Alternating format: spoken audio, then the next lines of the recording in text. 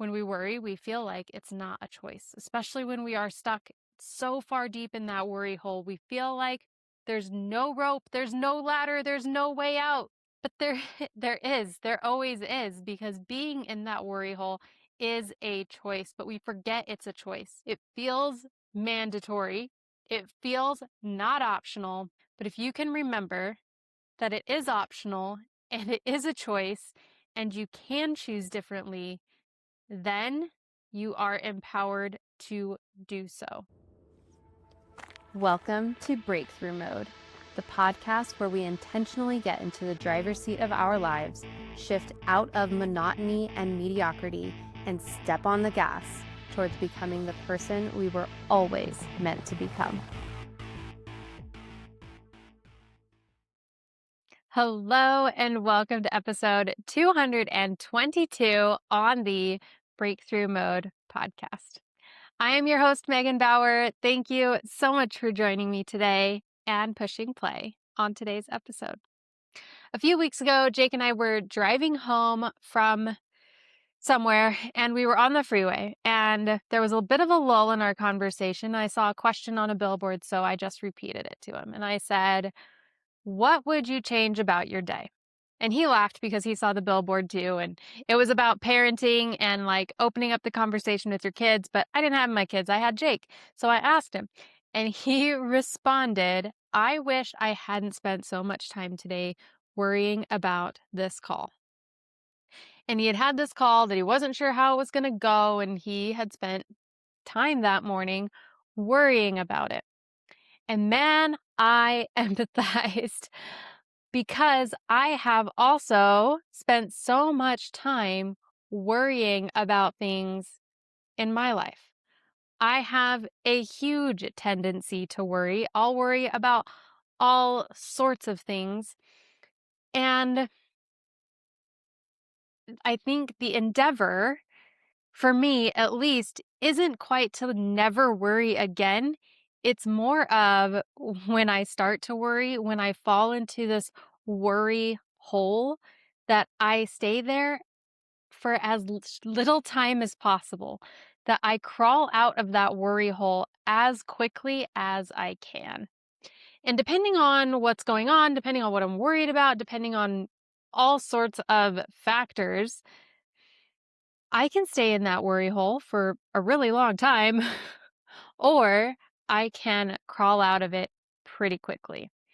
And so I wanted to chat today about this idea of worry and give you some tactics and tools to help you crawl out of the worry hole as quickly as you can.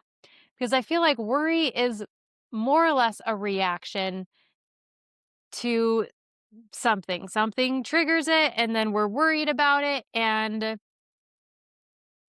again, depending on the severity and the intensity and the other implications, we'll either be able to handle that really quickly, really easily, no problem, or it can really affect us. It can really impact how we show up in our day and in our life, in our week, or whatever, depending on what's going on.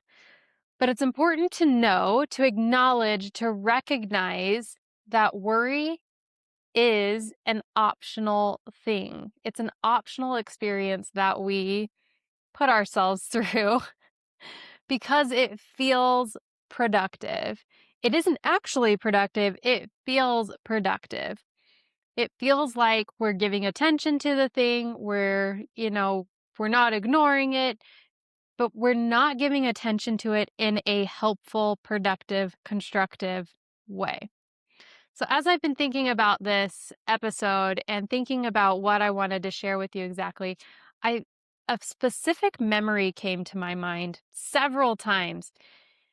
And it was this time in our lives. I was either pregnant with our first, or we had just recently had her. It was the middle of the night, and I was sitting on our windowsill at our previous house, and I was looking out on the street, and I just sat there worrying about all sorts of things. I don't remember the specific worries that I had, but I was a new mom or about to be a new mom, and there's a lot to that. There's a lot of emotions. There's a lot of feelings of inadequacy. There's a lot of like, but are we ready? But can we do this? There's a lot of all of that. And I remember sitting there in the middle of the night. I remember the way the street lamps hit the street. I'm looking down. There's no one out there. This quiet, desolate street. And I just sat there and worried. And as I was thinking about this experience, it kind of struck me that that was an optional thing. Instead of worrying, I could have enjoyed that time more. I could have looked for, more solutions. I could have decided that we would just figure it out as we went, which is exactly what happened and what continues to happen. So we just figure it out as we go. There are lots of things that I could have decided or chosen to lean into rather than the worry. And as I look back on that period of our lives when I spent so much time worrying, and I realized that I could have enjoyed the experience more, I could have chose happiness more, it never fails to strike me that I have that same opportunity now. As I am struck with different worries, as I am encountering different things that I'm worried about, I still have that same choice. I can still sit in that worry hole and feel that, or I can choose to trust that I'll figure it out because we always figure it out. I can choose to be happy in the moment, knowing that I don't have all the answers or all the solutions, or I don't know how things are going to work out. I can choose to enjoy the current experience now rather than sit in the worry hole and just have that because I get to choose either way. And when I look back, I wish I had just enjoyed the moment. I wish that I had just, savored that time a little bit more than I did because it all worked out and it was all okay. And maybe 10 years from now, I'll look back at this period of time in my life and wish the same thing. But I have that choice now because I have today right now. So I can choose right now what I'm going to lean into. Do I want to look back at this time 10 years from now and wish I had just leaned into the current experience and be happy with where I was now? Or will I look back and be like, man, I am so glad that I figured out how to leash that worry beast so that it didn't bite at my heels, so that I could just really enjoy what was currently going on in my life and really soak that up instead. I don't know that I'll ever be able to completely avoid worry, but the goal really is to spend as little time as possible worrying as I can so that I can focus more on more productive things like finding solutions to the things that I'm worried about, or even just trusting that I'll be able to figure it out, that solutions will present themselves, that it will all work out, that'll be fine, and enjoy the current experience because the worry just robs the moment of whatever good you could currently be experiencing. So I want to go through some tactics with you. And before I do that, real quick, I wanted to give you a little distinction between worry and anxiety. I've definitely struggled with both, and excessive worry can lead to anxiety for me. And so if you struggle with both, I wanted to just give you an important distinction between the two. Worry is thought loops based in your head that you are ruminating on, right? It's all in your head. You're on this loop of all the things that could go wrong. You're predicting the future in the worst ways. It could be really realistic or it could be complete fantasy, but it's all happening in your head. It is thought based. You're on this negative thought loop. That's when you're sitting in that worry hole, right? Anxiety is a body reaction to a current threat or a perceived current threat. You feel unsafe right now, and your body is reacting to that. And so that's when you get the racing heart. That's when you get, the whatever your anxiety symptoms are. That paralyzes you because you feel unsafe right now. And I can definitely worry so much that I trigger anxiety and feel totally unsafe. And the distinction is important because worry is all happening in your head. So that's where you need to tackle it is you need to tackle your thoughts and you need to get your mind redirected and under control. And anxiety is happening in your body. So no matter how much you can logically think through it, your body is still reacting. And so you have to work with your nervous system. You have to work with breathing and whatever you need to do to calm your body, right? But today we're not talking about anxiety. I just wanted to give you the distinction between the two because worry is all in your head. And so we'll deal with it mostly there. And of course, if you're worrying, if you get out on a walk or if you start to exercise, you will feel better because the movement is going to get you out of your head. So that's one way to deal with it. But the first tactic or tool that I want to give you about dealing with worry is to name it and name it as specifically as possible. When you know exactly what you're worried about, then you know what you can, second tactic, solve for. You know what it is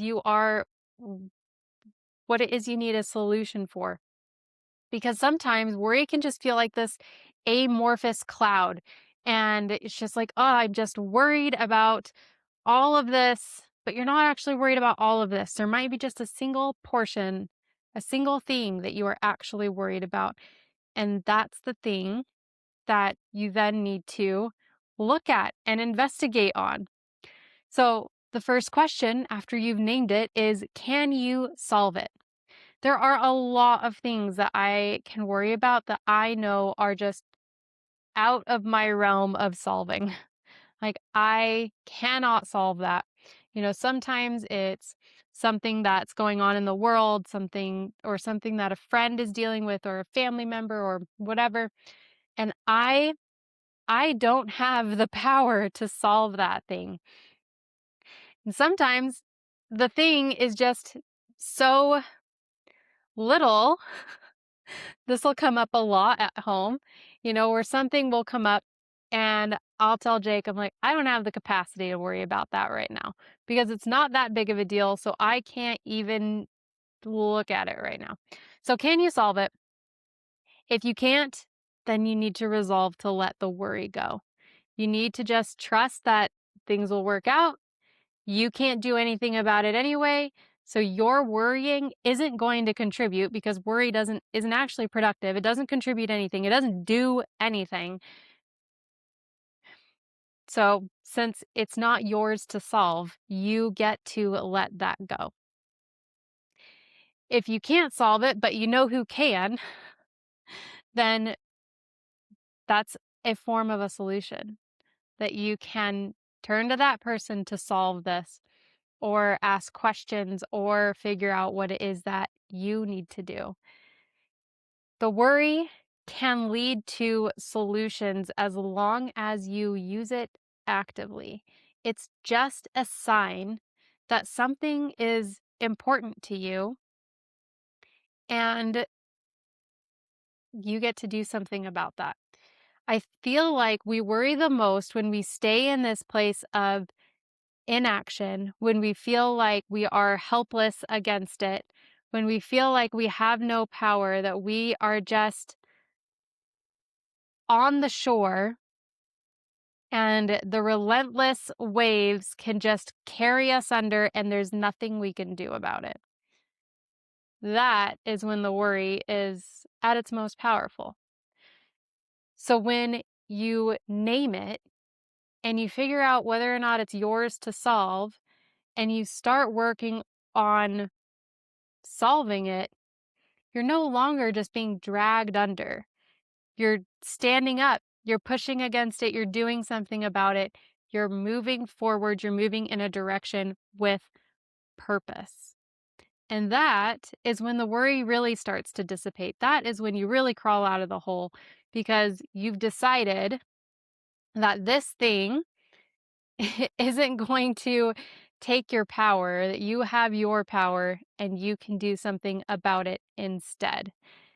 Now remember, I fall to worry a lot, a lot. I am an expert at worrying, and I know for a fact that it doesn't actually do anything for you. I know that it feels like crap.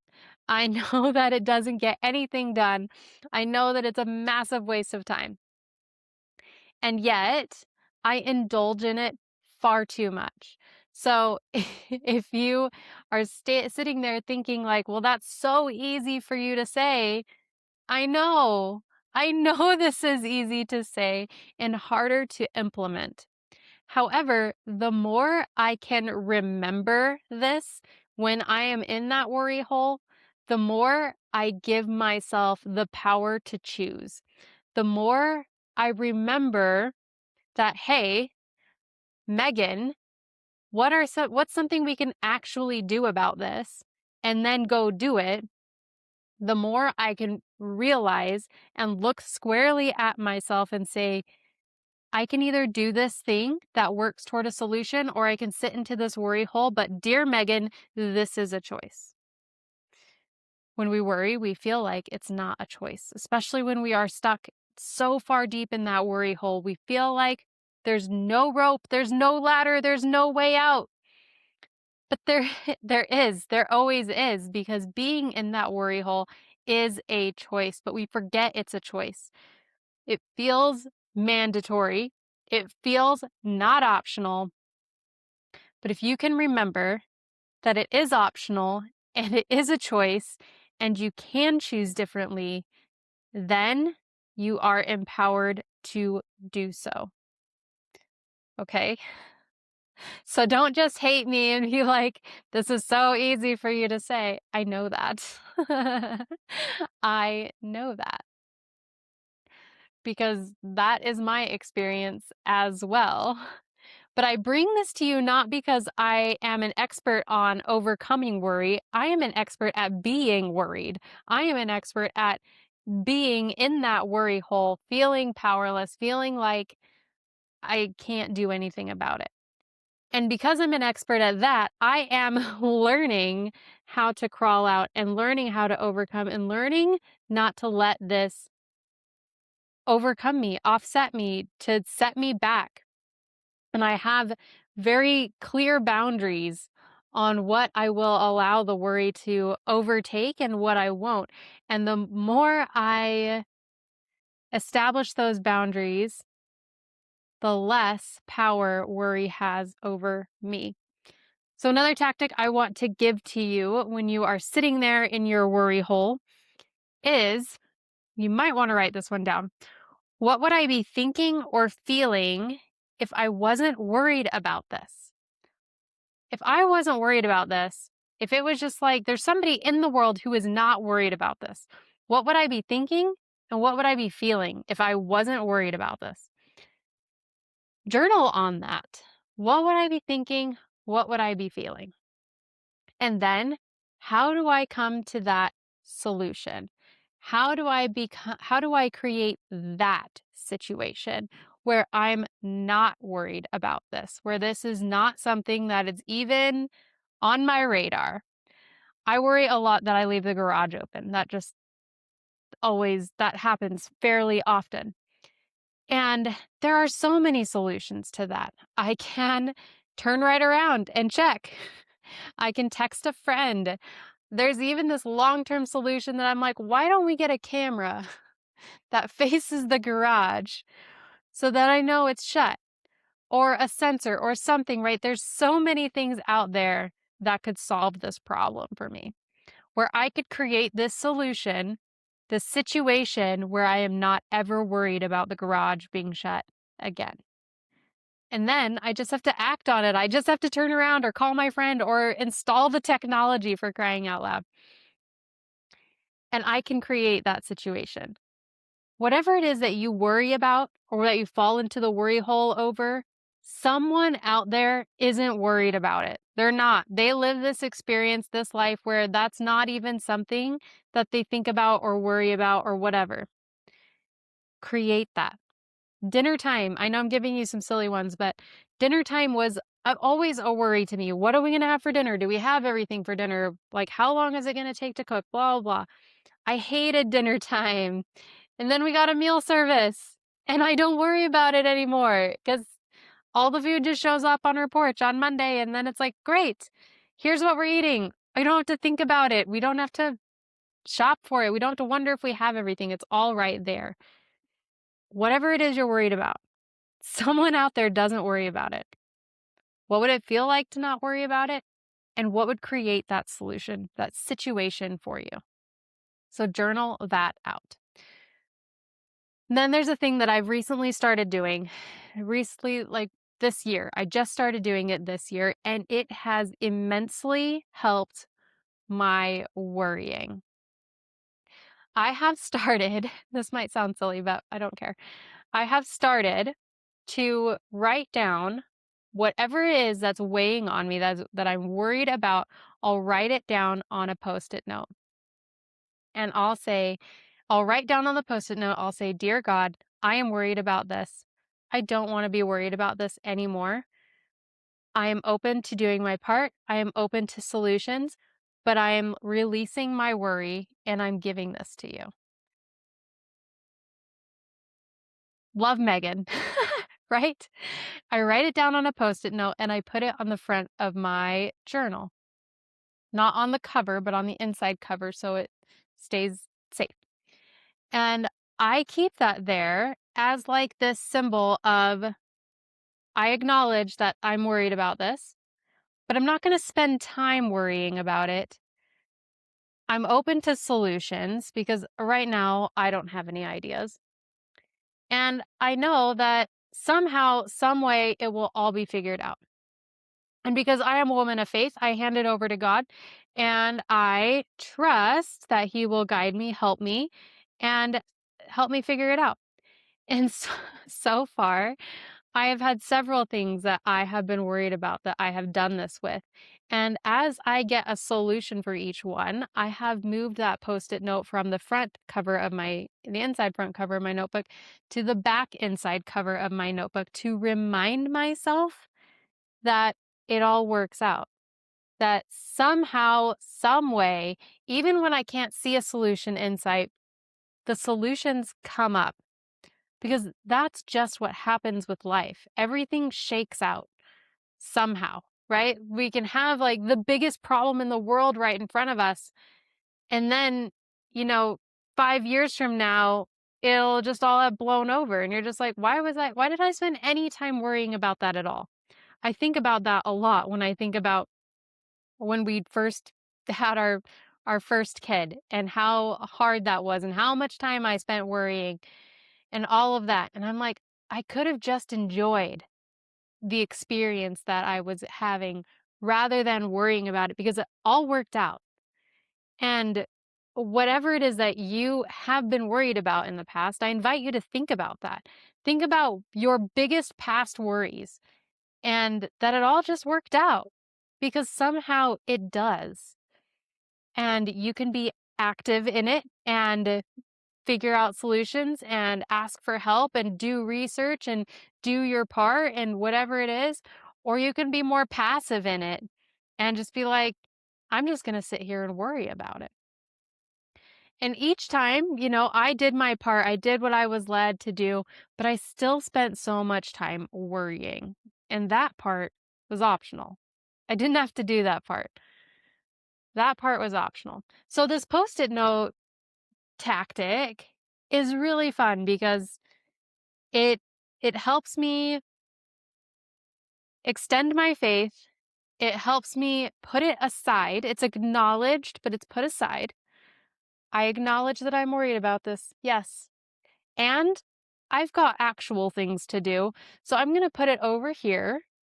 And when I know what I need to do about it, I will do it. And then somehow, some way, it is moved from the front to the back of my notebook.